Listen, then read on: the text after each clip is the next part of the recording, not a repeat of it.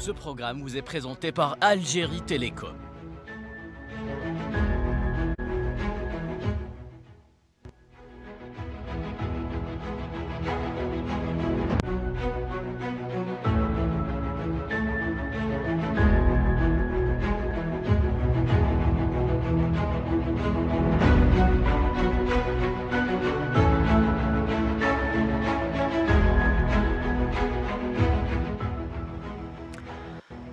Merci de nous rejoindre sur Al24 News pour notre couverture consacrée à la 4e édition de l'IATF Alger qui se poursuit. Événement exceptionnel bien entendu, dispositif exceptionnel. Des objectifs ont déjà commencé à être atteints. Des entreprises algériennes qui sortent de leur zone de confort et signent des contrats. Des milliards de dollars ont été signés par des entreprises algériennes qui devront bientôt s'exporter en Afrique. En deuxième partie d'émission, nous aurons une discussion plus conceptuelle sur la manière dont il va falloir mettre en branle cette zone africaine de libre-échange et ce projet, cette ambition du commerce intra-africain. Tout cela et bien d'autres dans quelques instants. Restez avec nous.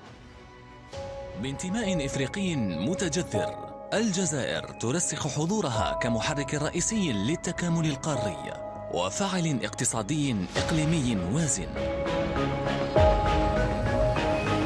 نهضة اقتصادية داخلية قوية. ولوج إلى ساحة الدول الناشئة بفضل الرجال والنساء. مبادرات استراتيجية عابرة للحدود. والتزام تاريخي متجدد في دعم التنمية في إفريقيا.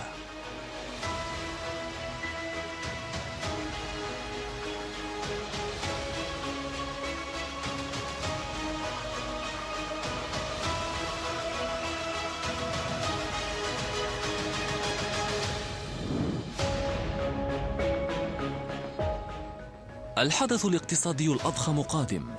أكثر من 2000 عارض من 140 دولة وأزيد من 35,000 زائر متوقع.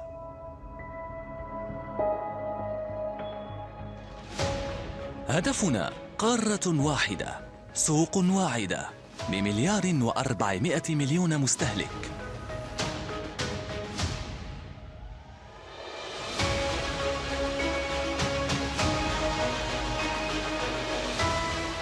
لحظة مفصلية لإفريقيا جديدة، متواصلة ومتكاملة ومزدهرة. معرض التجارة البينية الإفريقية الجزائر 2025. من هنا يبدأ التكامل القاري نحو فرص جديدة.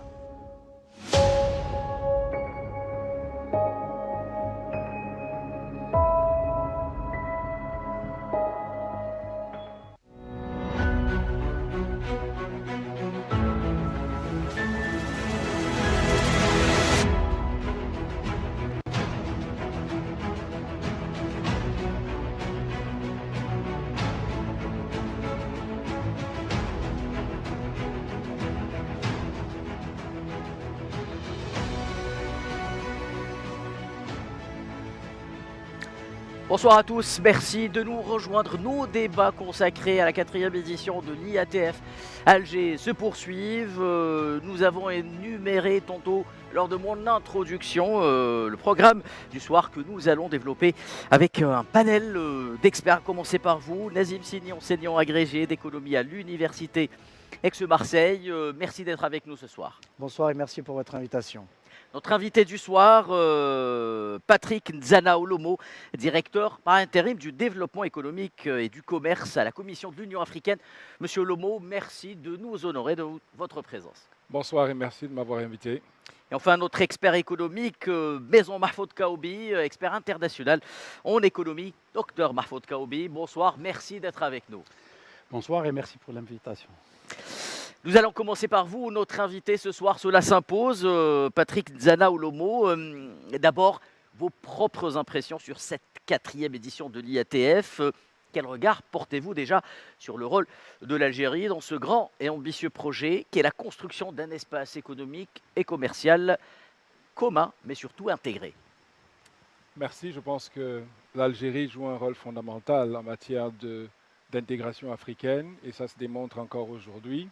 Nous voudrions pour cela apporter notre soutien à cette économie dynamique, pour avoir accepté d'abriter les travaux de cette 4e édition de la foire intra-africaine du commerce, et adresser aussi nos chaleureuses félicitations et remerciements à Son Excellence, Monsieur le Président de la République algérienne, pour avoir accepté d'abriter ces travaux ici à Alger, et vous dire que notre sentiment est un sentiment de satisfaction totale, dans la mesure où nous réalisons aujourd'hui que l'Afrique peut être connectée du nord au sud, de l'est à l'ouest.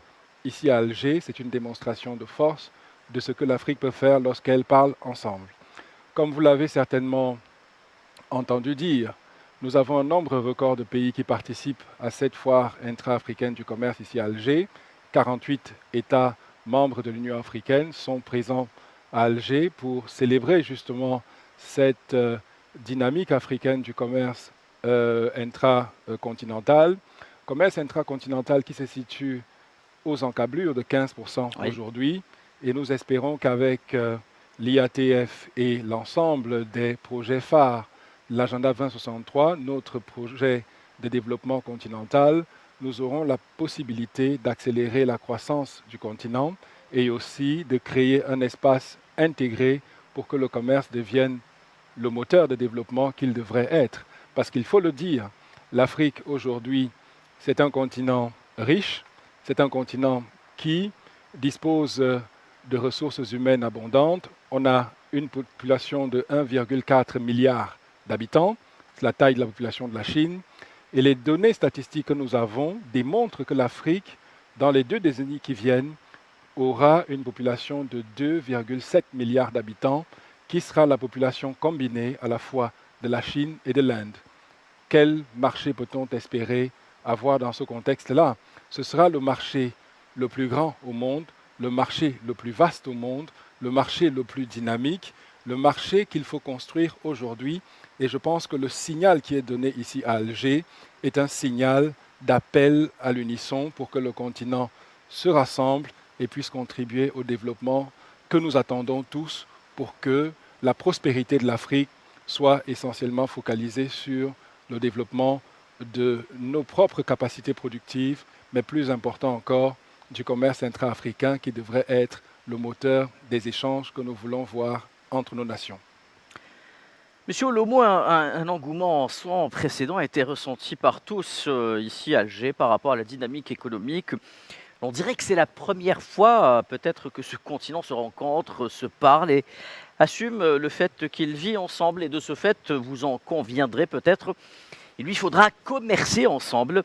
Hormis ces ressources naturelles qui ont constitué peut-être sa cartographie économique jusqu'à maintenant, quels sont les atouts prioritaires, je dis bien prioritaires, et comment peut-il peser dans la balance des échanges internationaux qui connaissent une nouvelle dynamique, mais surtout une nouvelle configuration?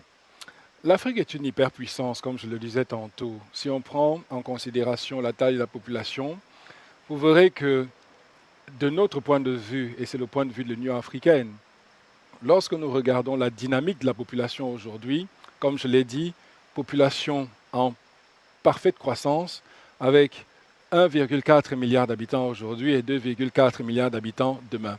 C'est ça la principale ressource que nous avons.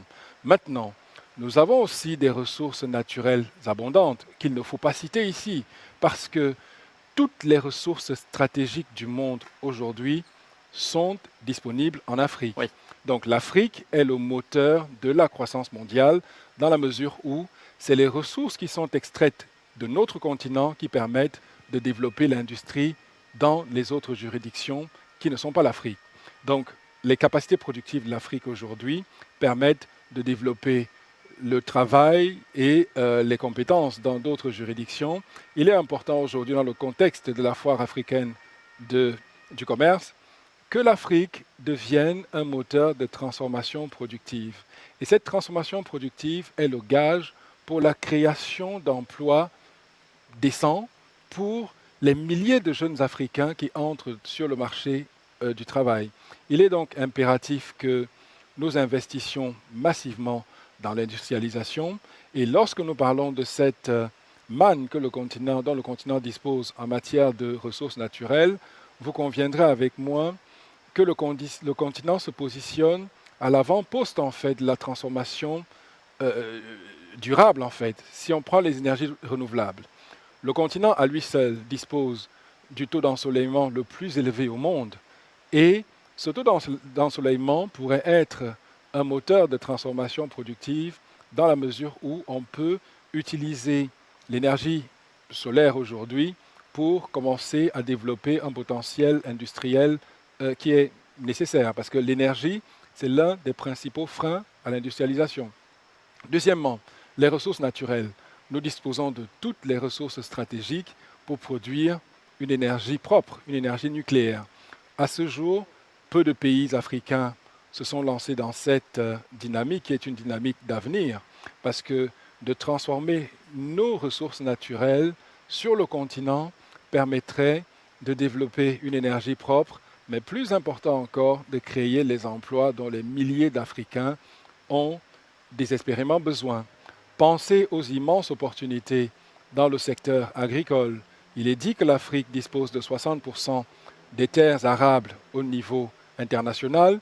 Ces terres doivent être utilisées dans une perspective qui permette de développer une agriculture durable, une agriculture qui va positionner l'Afrique comme le grenier du monde et nourrir non pas seulement la population africaine, mais nourrir l'ensemble de la population mondiale.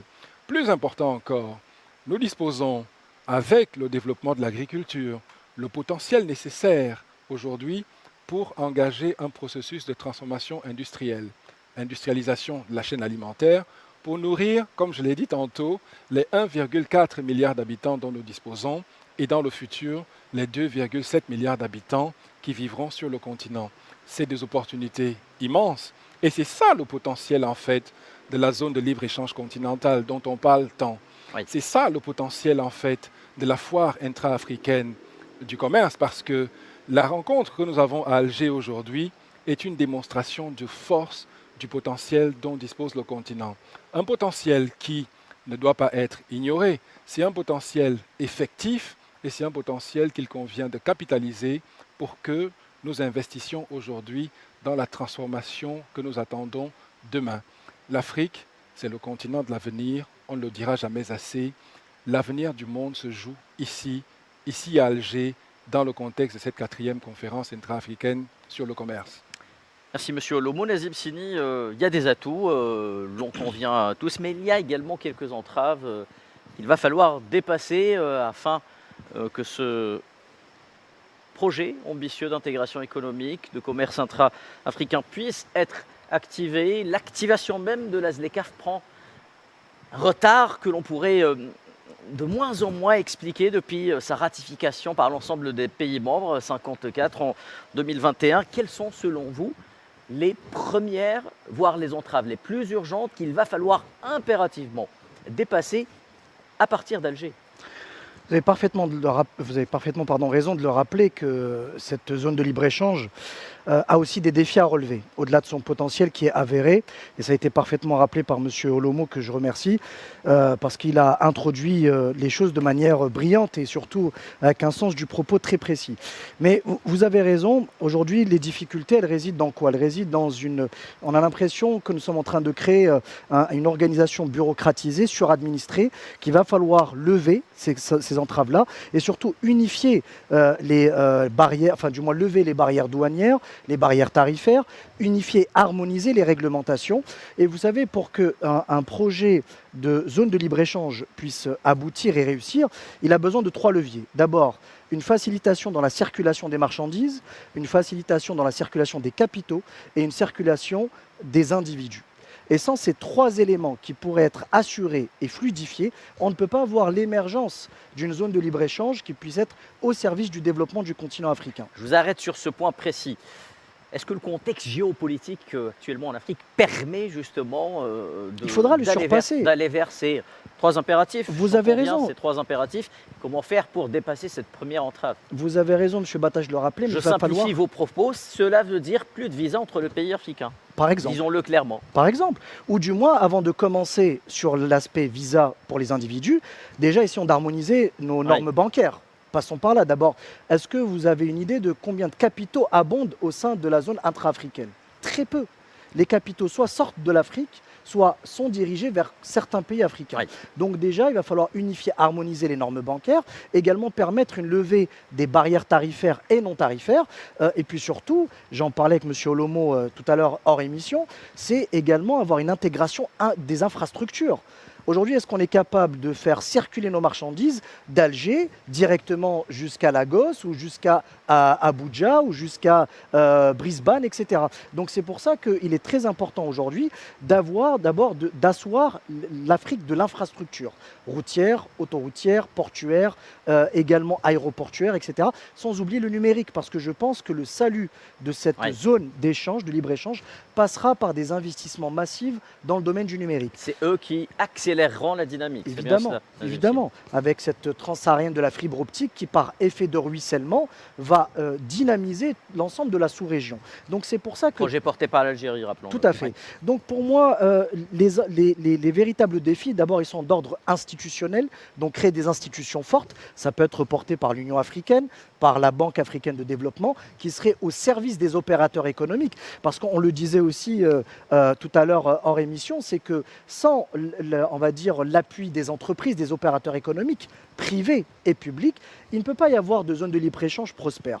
Donc là aussi, il va falloir travailler sur une facilitation, une implication des opérateurs économiques, avec l'appui évidemment des politiques publiques et des institutionnels, mais aussi, comme je vous l'ai dit, harmoniser l'ensemble des réglementations qui régissent le commerce intracontinental. Mahfoud Kaoubi. Tout à fait, ce que Sini vient d'exposer est tout à fait juste. Donc, entre potentialités énormes dont dispose l'Afrique, notre invité a exposé d'une manière très claire donc, les indicateurs de moyens dont dispose l'Afrique. Mais ce qui est à retenir surtout, c'est le défi. C'est le défi qui nous attend et de transformer justement ces potentialités concurrentielles en potentialités compétitives, aux arguments compétitifs. Et la chose est très difficile parce que ça suppose beaucoup de travail, beaucoup d'organisation, beaucoup de travail pour façonner les projets qui pourraient faire l'objet de constructions sur lesquelles pourrait être bâti un ensemble de projets fédérateurs entre les différents pays et les différents opérateurs. Et les lacunes, justement, résident dans ce domaine particulier. Il faudra construire une doctrine économique sur laquelle les pays africains se concentreront au moins un minimum, parce que l'expérience nous a appris en matière de construction que le socle doctrinal est très important en matière économique. Ce qui a été construit comme espace de développement commun ou d'échange commun a été généralement des constructions par le bas, donc c'est des entreprises, c'est les individus, et c'est surtout une doctrine qui était partagée entre les différents pays, chose qui a facilité justement ce mouvement de capitaux, de marchandises et d'individus.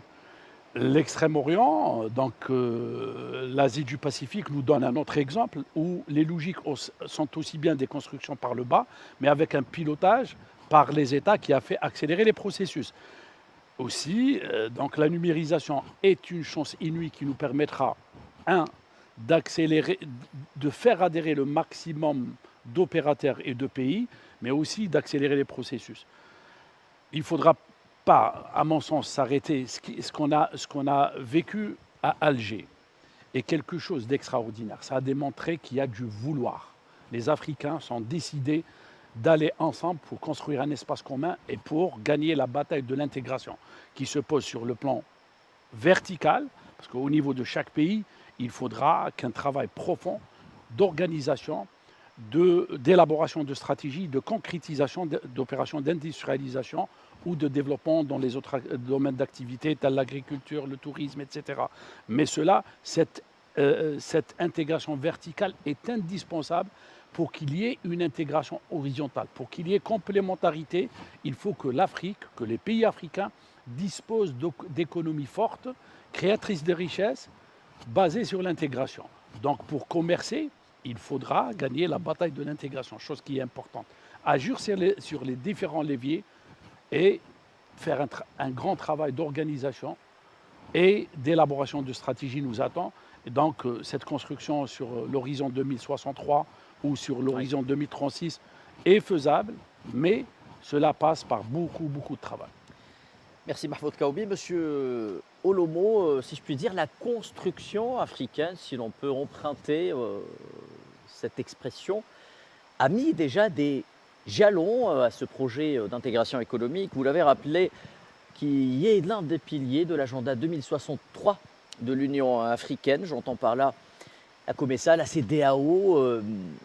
Où est-ce qu'on en est actuellement par rapport à ces mini-projets d'intégration africaine régionaux? Est-ce qu'ils ont fonctionné? On connaît les difficultés qui pèsent sur ces communautés de pays. Et qu'est-ce qu'on pourrait tirer de positif par rapport à ces, excusez-moi l'expression, projets pilotes? Ont-ils fonctionné aujourd'hui? Qu'est-ce qui a pêché? Et quel enseignement peut-on tirer de ces expériences?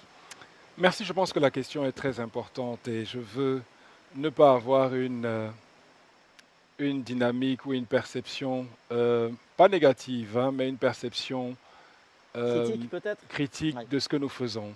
Ce qu'il faut comprendre, c'est que le projet d'investissement, le projet d'intégration africaine est un projet à 6 étapes.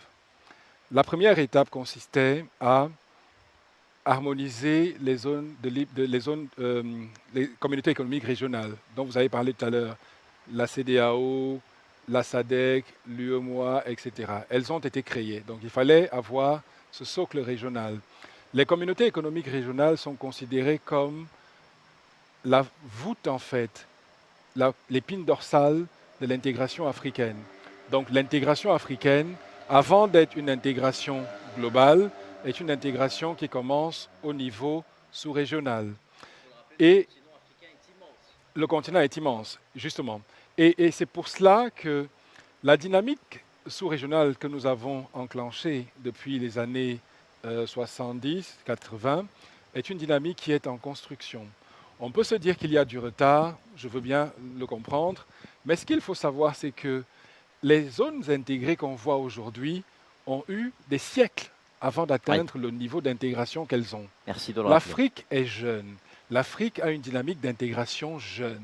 Et pour cela, si on regarde le parcours qu'on a élaboré depuis 1963, lorsqu'on a créé l'Organisation de l'Union africaine, l'OUA, vous allez voir que ce projet d'intégration est même un petit peu, je ne dirais pas en avance, mais est sur une dynamique de construction permanente.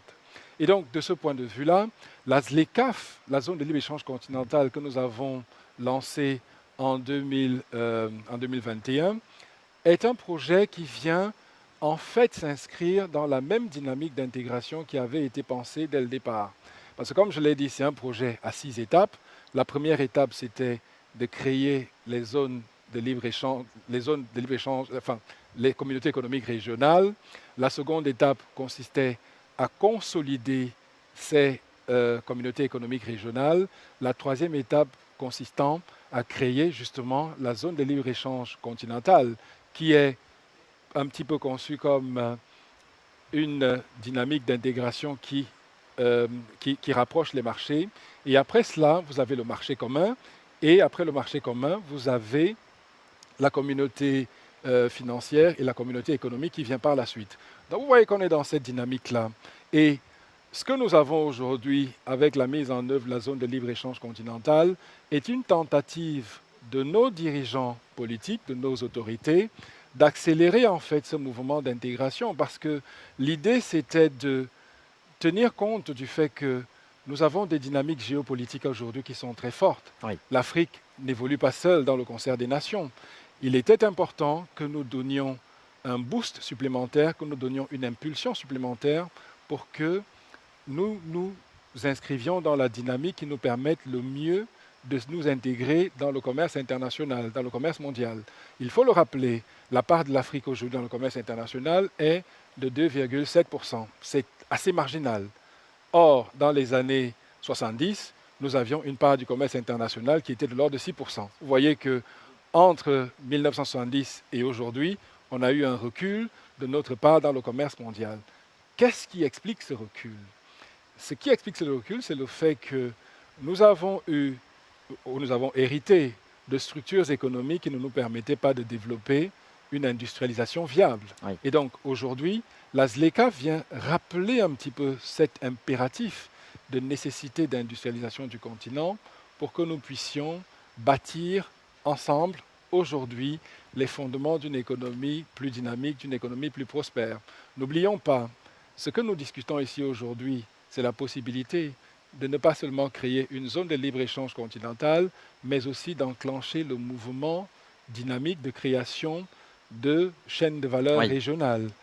Prenez l'exemple de ce qui se passe dans la production de biens et services aujourd'hui. On se rend compte aujourd'hui, lorsqu'on regarde les start-upers qui exposent leurs produits au niveau de la foire à Safex, que la dynamique de l'entrepreneuriat africain est une dynamique collective. On voit des entrepreneurs algériens qui veulent travailler avec des entrepreneurs maliens, avec des entrepreneurs du Bénin et d'autres pays pour créer justement une nouvelle dynamique de biens qui pourrait s'insérer dans l'économie, d'abord africaine, dans l'économie mondiale. Monsieur Lomont, j'aimerais que vous gardiez cette idée en tête. C'est le temps de marquer une première pause, mesdames et messieurs, avant de revenir à ce débat passionnant ici en direct du CIC à Alger.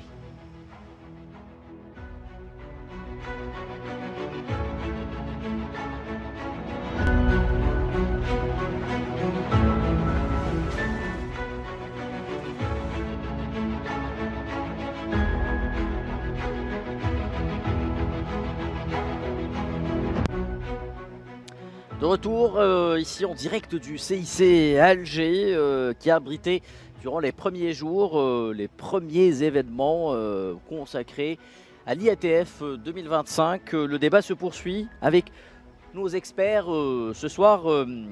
Nazim Sini, il est temps de parler un peu de ce qu'ont fait les entreprises algériennes de cette foire, car rappelons-le, l'IATF c'est avant tout du business, du B2B, c'est le moment de signer des contrats, et plusieurs contrats ont été signés aujourd'hui, hier également par des opérateurs algériens pour des opérations d'exportation en Afrique. Cela concerne le secteur pharmaceutique, des équipements électriques ou encore des pièces détachées automobiles. Les entreprises algériennes, Nazim Sini, acceptent enfin de sortir de leur zone de confort pour aller se frotter peut-être à un marché africain de plus en plus concurrentiel. Oui, tout à fait. Et puis surtout, ça y est, j'ai eu l'occasion de visiter la Safex durant ces 2 derniers jours et j'ai été vraiment agréablement surpris de voir le tissu de PME, de PMI qui existent en Algérie et qui ont un potentiel d'exportation. Et surtout, ce qui était très intéressant, c'est que cette foire commerciale est aussi une vitrine du savoir-faire algérien pour nos producteurs, pour les industriels et aussi leur montrer qu'il y a un potentiel sur le continent africain. Parce que pour moi, vous savez, la base d'un commerce prospère, c'est de commercer avec ses voisins. Oui. C'est de commercer avec sa zone naturelle. D'abord, avant de songer à d'autres zones du monde. Et puis surtout, je pense que l'Afrique aujourd'hui a un taux d'attractivité avec des consommateurs qui sont intéressés par le produit algérien. Il y a l'émergence d'une classe moyenne. Il y a également des besoins et des exigences en matière de qualité qui progressent sur le continent africain. C'est pour ça que j'estime que le produit algérien a toute matière à trouver des débouchés à l'export dans la zone du Sahel, la zone Afrique du Sud, Afrique de l'Ouest, de l'Est, etc. Et aujourd'hui, les opérateurs algériens ont compris l'enjeu de ce type de manifestation qui leur permet de prospecter, d'identifier des potentialités de synergie surtout, parce que c'est surtout ça que j'ai apprécié. J'ai vu des entreprises notamment sénégalaises, des entreprises ivoiriennes, de la Zambie, etc., Oui. de la Namibie également, qui étaient en train de discuter business avec les entreprises algériennes, qui étaient en train de signer des deals, signer des accords pour justement des contrats de distribution, des contrats de coproduction. Ça aussi, c'est très nouveau. Et je pense que l'avenir du continent africain va devoir passer par la création et l'émergence de ce tissu de PME, PMI, mais également d'ETI. Vous savez, les entreprises de taille intermédiaire qui ont fait les beaux jours des pays comme l'Allemagne, comme l'Italie, parce que ce sont des entreprises qui n'ont pas les lourdeurs d'une multinationale, qui sont plus dynamiques qu'une PME, résolument tournées vers l'export. Est-ce qu'elles auront, Nazim Sini, permettez-moi l'expression, les reins solides pour aller se frotter à des marchés qu'elles ne connaissent pas peut-être dans Mais des contrées C'est là un peu l'appui. lointaines. Oui, Voilà, c'est là l'appui des pouvoirs publics. C'est là où doivent intervenir le cadre institutionnel. Il faut leur faciliter, assouplir les réglementations, les accompagner à l'exportation, flécher les financements vers ce type d'entreprises qui aujourd'hui ont des besoins de capitaux pour pouvoir se développer. Il va falloir aussi les aider à se restructurer en matière de management, en matière organisationnelle, etc. Et c'est pour ça que c'est très important parce que, au final, si vous voulez, cette foire, c'est un laboratoire d'idées, clairement, pour développer un autre type d'économie, pour créer des passerelles, des joint ventures avec d'autres partenaires sur le continent africain. Et c'est pour ça que je trouve que c'est une véritable réussite. Parce que quelles sont les occasions qu'on a dans l'année, durant le Ouais. reste de l'année, de rencontrer des partenaires voilà. du continent? On n'en a pas finalement. Donc on a une CAN, donc la Coupe d'Afrique des Nations, qui revient tous les 2 ans. Je pense, et je vais même aller plus loin, que ce type de manifestation devrait être annuel. Oui. Et non pas tous les 2 ans. Donc c'est pour ça que c'est très important parce que c'est un rendez-vous d'affaires, un rendez-vous de rencontres et surtout, comme je l'ai dit, un foisonnement d'idées qui va permettre de faire émerger une nouvelle façon de faire du business. Mahfoud Kaoubi, cette zone de confort que les entreprises algériennes acceptent enfin de quitter pour aller se frotter, je leur disais, à des entreprises africaines. Je rappelle le contenu de ces contrats, quelques contrats signés aujourd'hui, notamment dans le secteur pharmaceutique, un contrat de 400 millions de dollars, un autre contrat qui concerne le secteur des équipements électriques fabriqués en Algérie qui prendront bientôt le chemin du Nigeria, un contrat à 400 millions de dollars. Pourquoi n'a-t-on pas pensé à faire cela avant, Mahfoud Kaoubi? Non, parce que tout simplement, il y a un processus naturel de développement d'une entreprise. C'est des entreprises qui arrivent à maturité, qui ont répondu jusqu'à présent à un besoin de demande locale et qui envisagent un développement à l'étranger. Donc les secteurs que vous avez cités sont des secteurs qui arrivent à accumuler une certaine maîtrise en matière de processus de production déjà, ce qui les place en matière de compétitivité dans un niveau concurrentiel qui leur permet de s'exporter. Exporter un produit, c'est l'aboutissement de toute une opération de maîtrise, déjà aussi bien technique que managériale. Et donc, vous voyez que cette question répond à un cycle de maturité et puis à des opportunités que ces entreprises arrivent à capter et en se plaçant sur des marchés extérieurs africains et au Moyen-Orient aussi. Quand on parle de médicaments, vous avez parlé de produits électriques. J'en connais un petit peu 2 ou 3 entreprises qui arrivent déjà non seulement à exporter les produits, mais qui s'installent aussi à travers des joint ventures en partenariat avec des entreprises africaines ou au Moyen-Orient. D'ailleurs, pour ce qui est des équipements électriques, c'est aussi bien des contrats commerciaux, Oui. mais aussi un joint venture pour fabriquer certains produits en Côte d'Ivoire, si je ne me trompe pas. Donc, le cycle des entreprises est celui-là.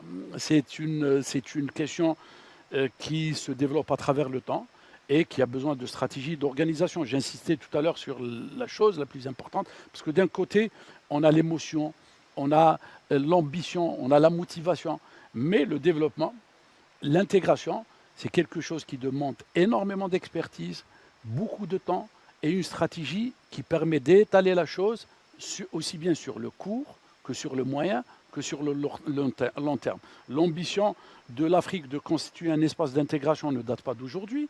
Elle date depuis les années 60 déjà. Maintenant, il y a une expérience qui avait beaucoup plus une teneur émotionnelle, émotive, je dirais, qui correspondait à une Afrique très jeune en matière d'expérience surtout.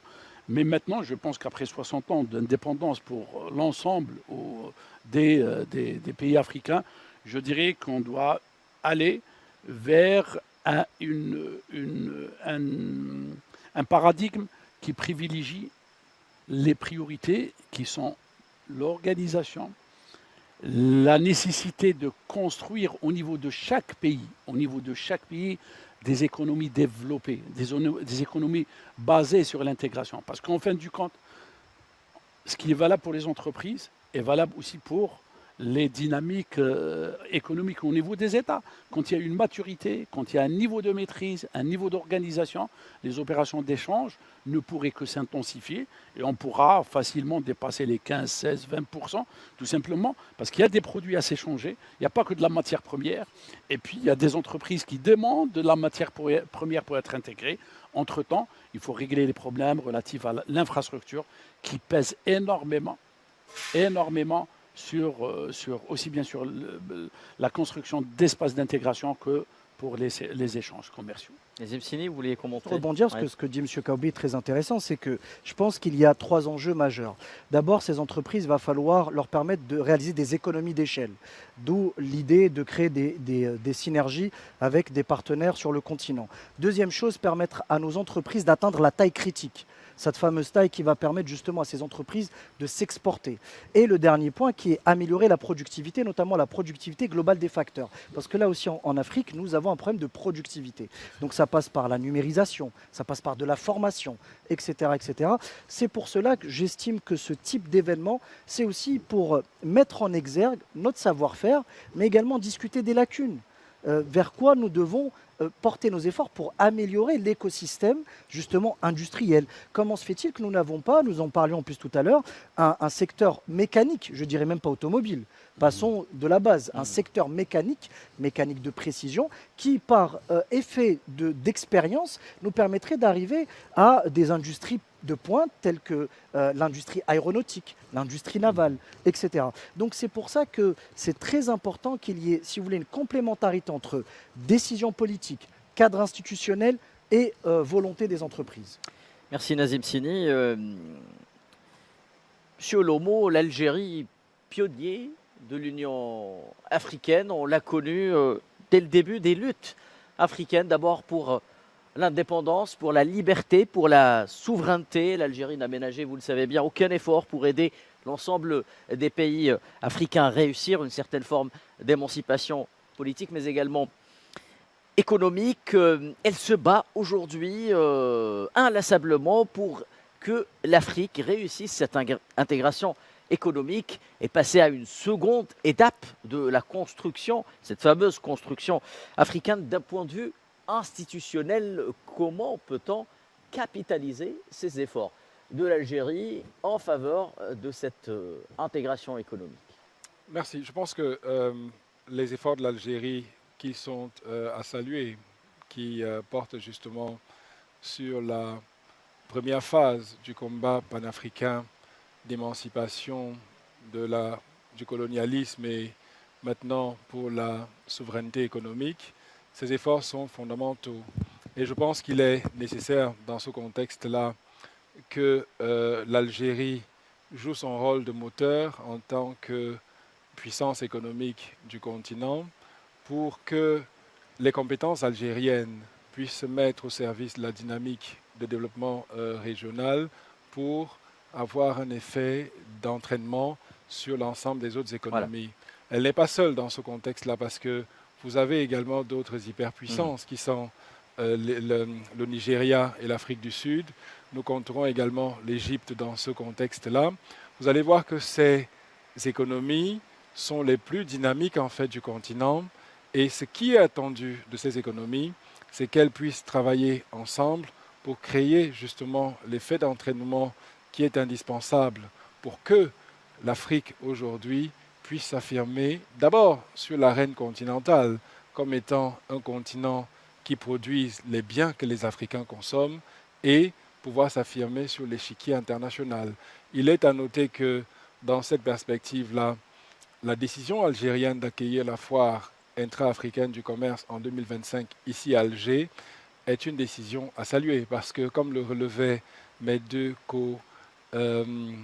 collègues ce soir sur ce plateau, l'Algérie a fait une démonstration de son potentiel en termes d'organisation déjà d'un tel événement, parce qu'il faut le noter, comme je l'ai dit tantôt, 48 États africains sont présents à Alger, avec environ plus de 2000, et peut-être même on aura des statistiques qui diront peut-être plus de 2000 ou 3000 personnes qui sont arrivées à Alger pour participer à cet événement, on a vu comment la décision politique d'accueillir s'est transformée en un cycle d'action qui s'est voulu positif pour que la fête soit belle et que tout le monde arrive à Alger sans difficulté. Vous allez voir, vous avez parlé de la question de la facilitation de la libre circulation des personnes.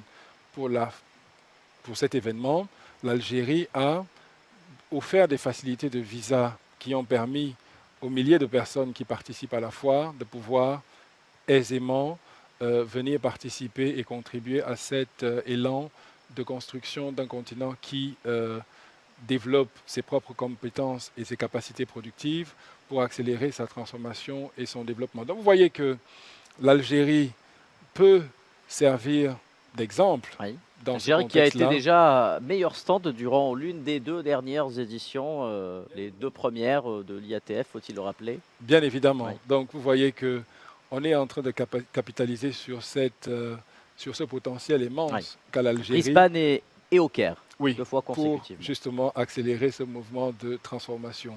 Et comme le disait tantôt mon collègue ici présent, il est important que les entreprises africaines, notamment algériennes, lorsqu'elles veulent affronter le marché africain, comme je l'ai dit tantôt, est un marché extrêmement vaste, un marché avec un potentiel d'1,4 milliard d'habitants. Il est important que ces entreprises-là atteignent la taille critique nécessaire pour pouvoir justement d'abord inonder le marché algérien et pouvoir conquérir le marché africain. Ne l'oublions pas, si nous n'avons pas la taille critique nécessaire... C'est-à-dire que ce n'est pas seulement une question de PME, mais également de grands groupes bien structurés, capables de financer eux-mêmes leur développement à l'export. C'est bien cela? Il ne faut pas oublier que les PME d'aujourd'hui sont les grandes multinationales de demain. Donc, notre espoir, et c'est ce que nous voulons faire passer comme message avec la foire intra-africaine, c'est que les startups d'aujourd'hui, les PME d'aujourd'hui, doivent être soutenues pour qu'elles deviennent les moteurs de la croissance de demain. Nous avons vu des entreprises faire des activités extrêmement sensibles. Nous avons vu des ingénieurs africains, des génies africains construire des modèles économiques qui n'ont jamais été testés ailleurs. Ces modèles économiques doivent être soutenus parce qu'il faut, justement, comme le disait tantôt mon collègue ici, que nous puissions créer le cadre d'harmonisation qui permette de lier les intentions avec les actions concrètes sur le terrain. Parce que si les actions ne sont pas prises, il sera difficile de justifier la viabilité de la zone de libre-échange continentale africaine. Viabilité qui doit se fondée sur la nécessité de lier les décisions que nous prenons avec les actions et le développement du secteur privé qui est relatif à cela. Merci Monsieur Olomo. Alors, Nazim, si l'intégration économique en Afrique devra tant bien que mal s'inspirer d'un modèle, sans pour autant le copier.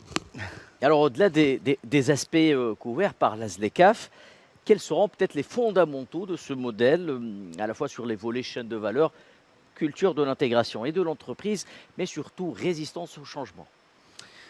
Oui, vous avez parfaitement raison de le rappeler. Je pense que, en fait, notre erreur, ça a été de vouloir s'inspirer de modèles existants ailleurs, dans des économies qui sont totalement différentes des nôtres, avec des valeurs économiques totalement différentes des nôtres. Moi, je ne suis pas, et ça n'engage que moi, adepte d'un néo-capitalisme qui a tendance à détruire de la valeur plutôt qu'à en créer, qui a tendance à augmenter les écarts de richesse plutôt qu'à tendre à les réduire.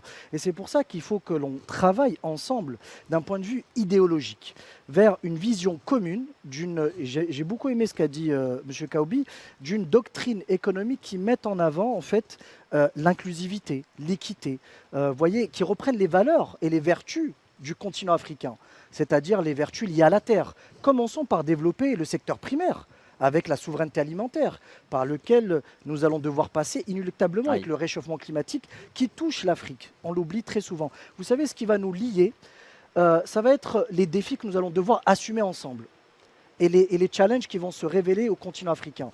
Un challenge démographique, avec un boom démographique. Il faut savoir que 40% de la population africaine a moins de 15 ans.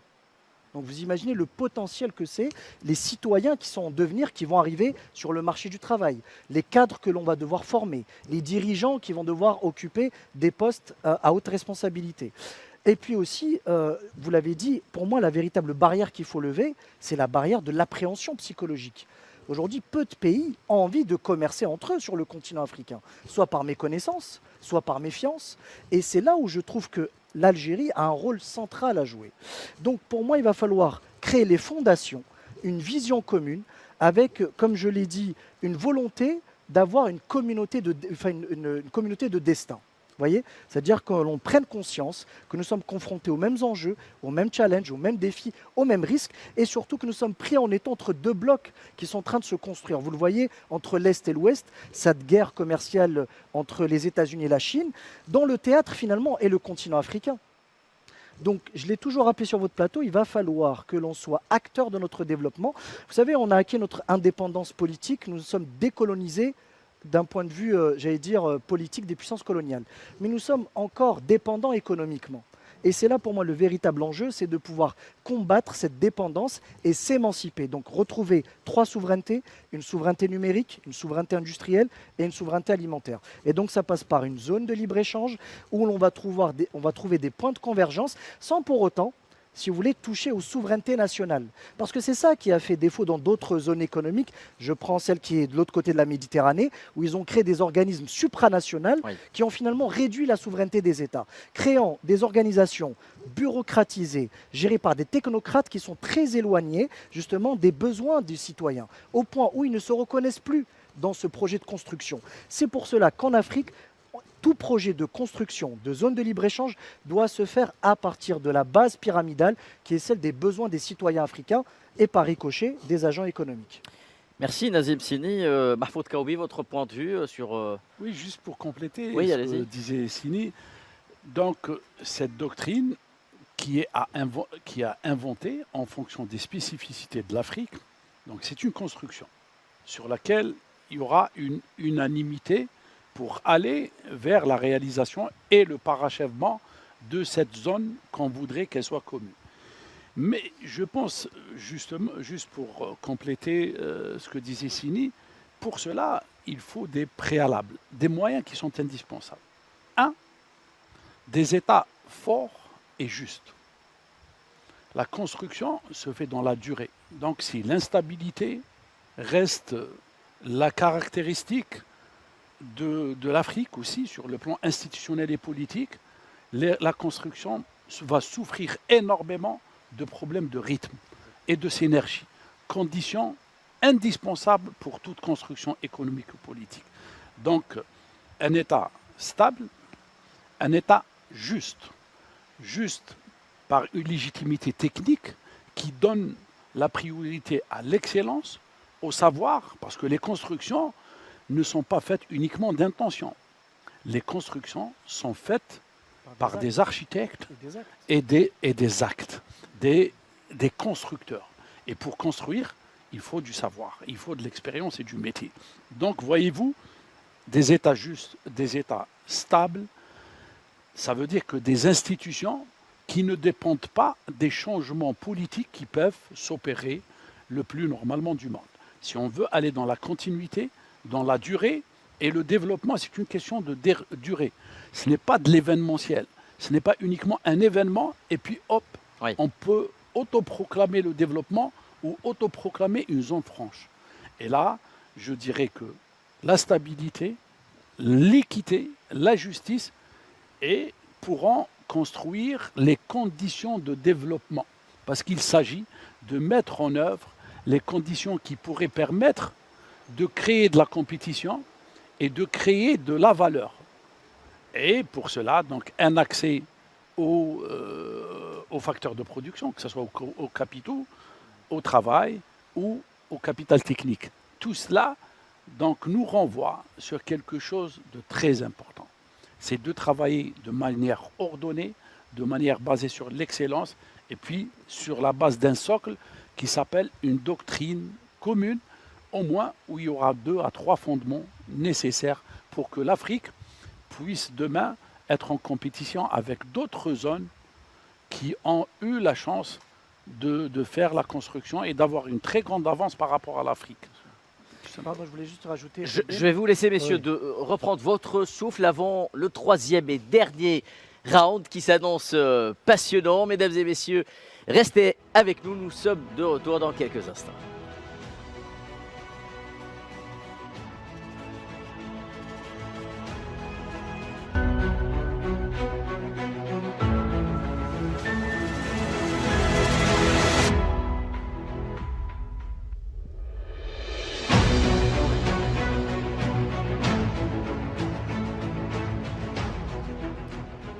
Allez, nous sommes de retour au CIC, ici Alger, où se tient depuis le 4 septembre dernier la 4e édition de la foire de l'IATF en Algérie, une foire qui a connu 4 éditions uniquement qui ont eu lieu dans les 3 premières économies d'Afrique pour l'instant, avant d'atterrir dans 2 ans à Lagos, au Nigeria. Le débat se poursuit avec les experts qui animent ou qui anime le plateau ce soir. Nezim Zini, vous aviez une petite remarque, vous vouliez rebondir à ce que disait Mahfoud Kaoubi avant de marquer la pause. Tout à fait. M. Kaoubi a parfaitement raison de rappeler que, si vous voulez, tout projet de construction passe par l'édification d'institutions qui soient fortes, portées par une vision et qui ne soient pas dépendantes de tel ou tel mouvement ou telle politique mise en place. Il faut que ça survive à un changement qu'il peut y avoir dans un pays.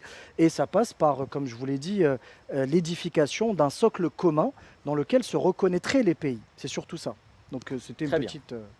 Monsieur Olomo, je reviens vers vous. En parlant de stabilité politique, socio-économique également, l'Algérie n'a eu de cesse d'alerter contre le danger des interventions étrangères en Afrique, notamment dans certaines régions très sensibles à cela. J'entends par là la région sahélo-saharienne, par exemple, ou ce qui se passe au Soudan, pays frère. Comment cette situation pourrait-elle justement ralentir le projet d'intégration économique en Afrique? L'Algérie essaie de lutter, notamment en renforçant l'aspect intégration socio-économique régionale pour réduire la fracture justement socio-économique en investissement dans un certain nombre de projets de développement. J'entends par là le Niger, par exemple, en ouvrant des banques à Nouakchott ou également au Sénégal, ou bien entendu en mettant tout son poids sur la réussite de ce projet de dorsale routière, cette route transsaharienne qui part de l'Algérie à Lagos. Comment, au sein de la Commission de l'Union africaine, l'on appréhende cet aspect-là des interventions étrangères et quelles solutions l'on est-on prêt à mettre sur la table aujourd'hui pour ne pas piéger le déroulement de ce projet de construction de l'intégration africaine? Le premier point qu'il faut noter, c'est que la stabilité et la paix sont fondamentales pour le développement économique de nos pays. Et donc pour cela, je pense que l'Algérie, comme l'ensemble des pays de l'Union africaine, participe à l'effort de construction d'un socle de paix dans un dialogue continu qui se passe dans l'arène des nations de l'Union africaine. Et donc, de ce point de vue-là, la paix pour nous est un fondement essentiel. Et comme vous l'avez dit tantôt, les autorités algériennes n'ont jamais cessé de soutenir les élans pour la paix et la stabilité au sein du continent. Nous pensons que cette dynamique-là doit être soutenue et accélérée. Et il faut, dans le contexte justement de la bénéficiation, si je puis le dire ainsi, des effets positifs de la zone de libre-échange continentale, que le continent soit pacifié. On a un projet continental là-dessus qui est un projet qui appelle à faire taire les armes d'ici à l'horizon 2020. Je sais que c'est déjà dépassé, oui. Mais cette solution, ce souhait de faire taire les armes demeure la priorité des autorités de la Commission de l'Union africaine. Nous travaillons âprement avec nos États membres pour que l'Afrique bâtisse un socle de paix et de sécurité qui permette justement le développement d'une Afrique qui soit pacifiée, d'une Afrique intégrée, d'une Afrique prospère. On ne le notera jamais assez.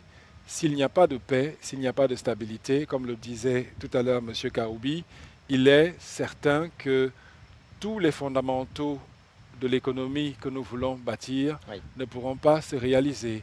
La zone des libre-échange continentale ne sera un vœu pieux que si nous continuons à avoir des poches d'insécurité sur le continent.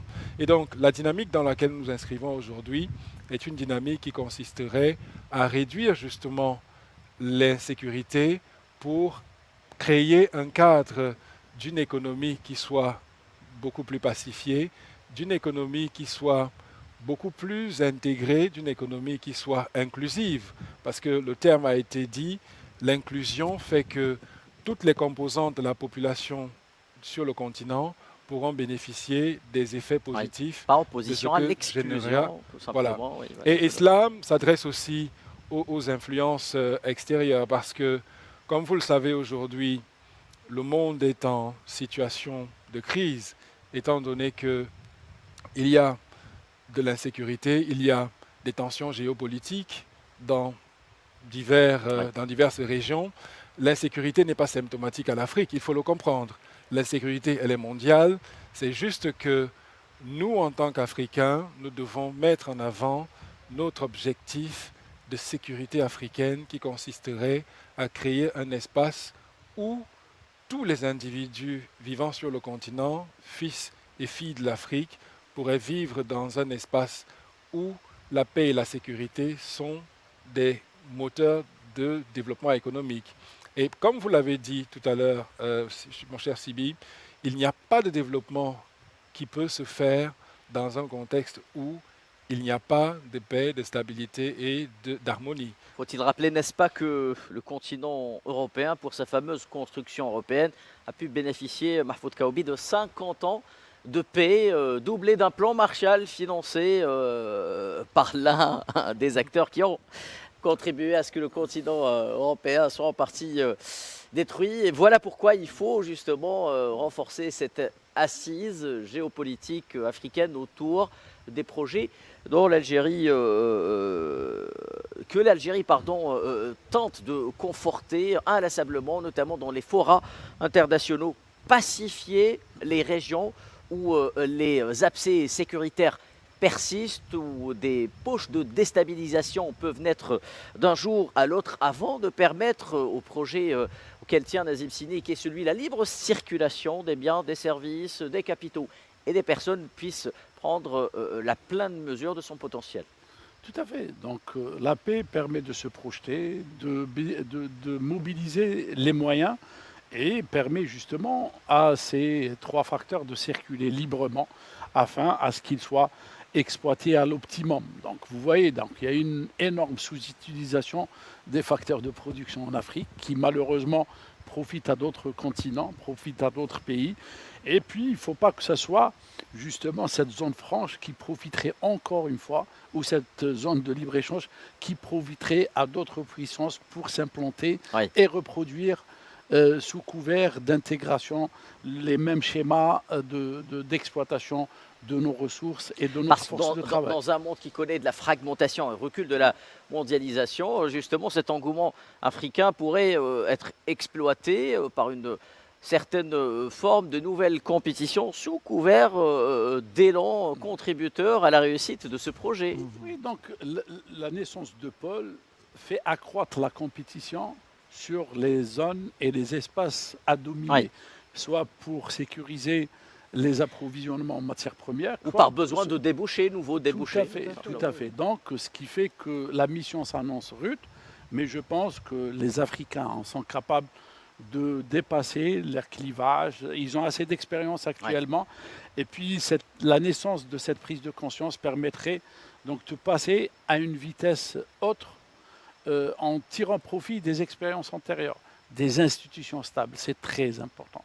Parce que qui mène, qui orchestre, qui donne le rythme, c'est les institutions. Et donc, après, je pense que dans des conditions où les potentialités seront libérées, les individus pourraient se surpasser et créer de la richesse autant qu'ils en disposeront de moyens et de liberté. Merci Mahfoud Kaoubi. Nazim Sini, revenons si vous le voulez bien au business et refermons cette parenthèse géopolitique. La libération des initiatives semblent constituer peut-être le socle de la mentalité business, du moins d'un point de vue théorique, et on fait le fondement chez l'ensemble des penseurs économiques qui en font de leur côté un véritable cheval de bataille, sans toutefois dénigrer peut-être une certaine vision marxiste de la question qui est un tout petit peu différente. Par quoi il va falloir passer pour façonner cette mentalité chez les opérateurs économiques africains et permettre à la sacro-sainte règle de l'offre et de la demande d'être efficace dans le cadre de ce projet d'intégration dont l'objectif, il faut le rappeler, est d'activer le commerce intra-africain, ni plus ni moins. Vous savez de quoi ont besoin les opérateurs économiques? Ils n'ont pas besoin de longues déclarations, ils ont besoin de preuves, Oui. de démonstration par la preuve. Ils ont besoin que lorsqu'ils vont accomplir un acte d'exportation, qu'ils ne soient pas mis ou confrontés face à des difficultés douanières, logistiques, réglementaires et même de rapatriement de facturation. Parce que là aussi, un des blocages qui remonte justement des opérateurs économiques du terrain, c'est des difficultés en matière de transfert bancaire. Là aussi, je pense que un des organisateurs, qui est Afreximbank, pourrait avoir un rôle à jouer justement pour harmoniser, faciliter, fluidifier l'ensemble des flux monétaires et des flux financiers au sein de cette zone de libre-échange que l'on tente de construire. Donc c'est très important pour moi aussi également de donner des gages, des garanties aux opérateurs économiques, non pas en matière politique, mais en matière réglementaire et juridique, pour que leur investissement soit protégé, que également leur brevet soit aussi protégé, mais également aussi, pour moi c'est un des plus importants, c'est que ces opérateurs économiques fassent partie d'un marché qui soit libre, qui soit ouvert à la concurrence et qui ne soit pas entravé. Oui. Ça c'est très important, parce que sans cela, tout ce qu'on est en train de dire sur le plateau ne servira quasiment à rien. Donc pour moi, on ne peut pas construire une zone de libre-échange sans cette démonstration par la preuve dont ont besoin les opérateurs économiques. Je vous l'ai dit précédemment dans mon propos, une des principales barrières qu'il va falloir lever, c'est une barrière psychologique. Parce qu'il y a eu par le passé des déceptions, des promesses non tenues, etc. Aujourd'hui, nous avons une occasion en or de prouver qu'il y a un changement de paradigme et qui doit se transformer sur le terrain économique. Merci Nazim Sini. Nous allons devoir marquer une nouvelle pause avant de reprendre ce débat. Mesdames et messieurs, restez avec nous. Nous sommes de retour dans quelques instants. بانتماء إفريقي متجذر، الجزائر ترسخ حضورها كمحرك رئيسي للتكامل القاري وفاعل اقتصادي إقليمي وازن. نهضة اقتصادية داخلية قوية. ولوج إلى ساحة الدول الناشئة بفضل الرجال والنساء. مبادرات استراتيجية عابرة للحدود والتزام تاريخي متجدد في دعم التنمية في إفريقيا.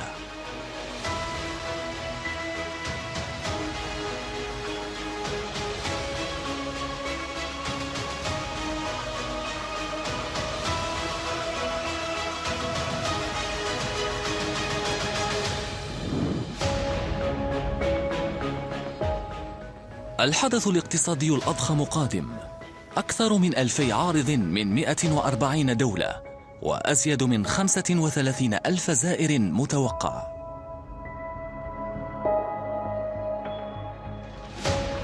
هدفنا قارة واحدة، سوق واحدة، ب1.4 مليار مستهلك.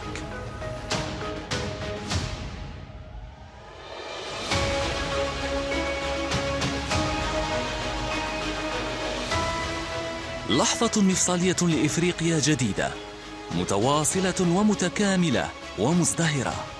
معرض التجارة البينية الإفريقية الجزائر 2025. من هنا يبدأ التكامل القاري نحو فرص جديدة.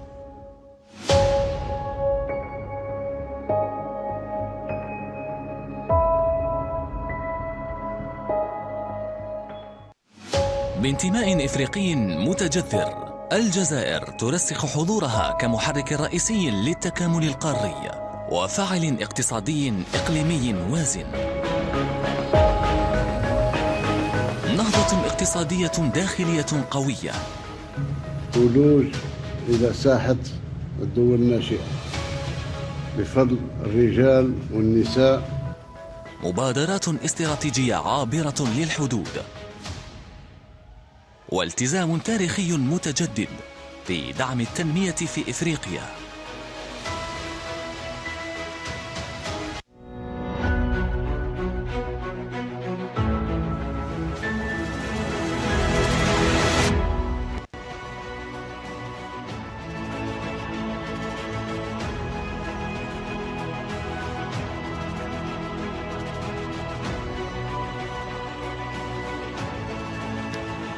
Allez, nous sommes de retour pour cette dernière partie de ce débat en direct ici du CIC à Alger. Débat que nous devrons raccourcir. C'est les conditions du direct et les aléas du direct, car les conditions météo se gâtent ici à Alger. Messieurs, nous aurons le temps tout de même pour un dernier mot par rapport à ce que l'on disait auparavant. Nazim Sini, peut-être j'aimerais avoir votre avis sur l'aspect compétitivité. Comment il va falloir le renforcer, le booster, l'inculquer, voire l'inscrire dans l'ADN du commerce intra-africain. Vous avez parfaitement dit les choses. Je pense que le véritable enjeu est là, c'est-à-dire permettre aux entreprises de gagner en productivité, d'améliorer leur compétitivité. Ça veut dire améliorer leur processus de production, s'intégrer dans les chaînes de valeur, former. Parce que je pense qu'on n'a pas eu l'occasion de parler du capital humain, qui pour moi est central en Afrique. C'est peut-être notre meilleure et notre plus belle ressource. Monsieur Lomo l'a dit. Hein, et monsieur, évidemment, mais on aurait dû peut-être creuser un peu plus dans ce sillon parce que le capital humain est le plus important. Mais vous savez, si on veut obtenir des résultats, il faut agir. Pour agir, il faut construire. Et pour construire, il faut rêver. Donc nous devons donner des motifs justement d'espoir aux opérateurs économiques, à ce continent africain, et donner justement la possibilité aux agents économiques de rêver d'un continent qui va plus être le continent du désespoir, mais au contraire celui qui va tirer la croissance African mondiale. Dream. Exactement. Donc je crois ce credo de il faudra agir. Pour agir, il faut construire et donner des motifs d'espoir et permettre aux gens de rêver. Monsieur Lomo, quelles seront peut-être les prochaines étapes à franchir par la Commission de l'Union africaine avant de renforcer cette construction africaine par le biais d'une activation rapide de la SDECAF? La SDECAF, comme on l'a dit, c'est un puissant levier de développement. C'est-à-dire que si on regarde le potentiel qu'on a dans nos mains, aujourd'hui nous avons une population, comme on l'a dit, qui est en pleine croissance, en pleine expansion, population estimée à 1,4 milliard d'habitants. Il faut le rappeler toujours, avec un potentiel de croissance énorme. On a une économie africaine qui a un potentiel également absolument indéniable, avec des perspectives qui le placeraient comme premier pôle de puissance économique mondiale dans les 2 prochaines décennies. Aujourd'hui, nous sommes le 2e pôle de croissance mondiale, après l'Asie du Sud-Est, et nous pensons que les investissements dans l'infrastructure, dans les ressources humaines et dans d'autres secteurs dans l'innovation, notamment dont on a parlé, pourraient permettre justement d'accélérer ce mouvement. Pour la Commission de l'Union africaine, notre conviction est que le moment est opportun pour le développement de l'Afrique. Nous ne le dirons jamais assez, l'Afrique est un continent d'avenir. Avenir parce que tous les enjeux géostratégiques mondiaux se passent en Afrique aujourd'hui. Vous serez peut-être surpris de voir combien de conférences internationales sont organisées aujourd'hui et où le sujet central est l'Afrique. L'Afrique est le continent de l'avenir. Il faut le dire aux Africains, il faut que les Africains comprennent le trésor sur lequel nous sommes assis aujourd'hui. Notre continent, qui est regardé aujourd'hui comme un continent un petit peu à la traîne, un petit peu faible, est le continent qui va dessiner les contours de ce que sera la prospérité mondiale dans les 2 décennies qui arrivent. La Commission de l'Union africaine travaille pour cela de manière âpre avec les États membres pour avancer de manière résolue vers la réalisation de la vision et des objectifs stratégique de l'agenda 2063. La vision, c'est la vision d'une Afrique unie, la vision d'une Afrique pacifiée, la vision d'une Afrique prospère, la vision d'une Afrique qui représente une force dynamique dans l'arène des nations. Et pour le devenir, il est impératif que nos États membres continuent à capitaliser l'élan de réforme qui a été mis en place depuis les années 60. Et cet élan de réforme-là devrait nous permettre de créer le socle d'une économie africaine qui soit une économie dynamique, une économie qui renforce son potentiel, une économie qui est décomplexée de l'ensemble des clichés qui ont toujours été mis sur le continent. On nous dit qu'on est le continent le plus risqué au monde.